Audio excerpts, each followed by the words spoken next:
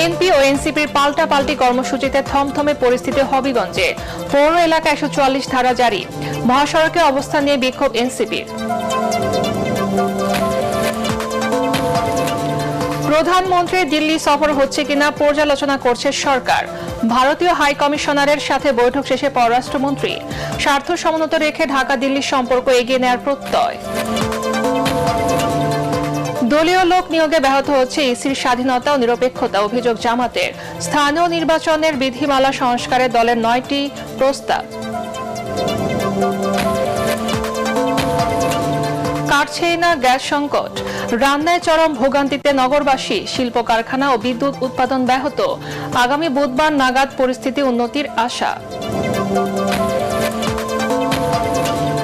কর্মকর্তাদের যোগ সাজসে স্বাস্থ্য খাতে সীমাহীন দুর্নীতি, স্বীকারোক্তি স্বাস্থ্যমন্ত্রীর।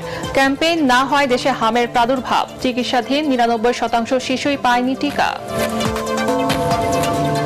এবং ফ্যাসিস্ট সরকারের আমলে হারানো আস্থা ফিরিয়ে আনার প্রত্যয় ডিবি প্রধানের।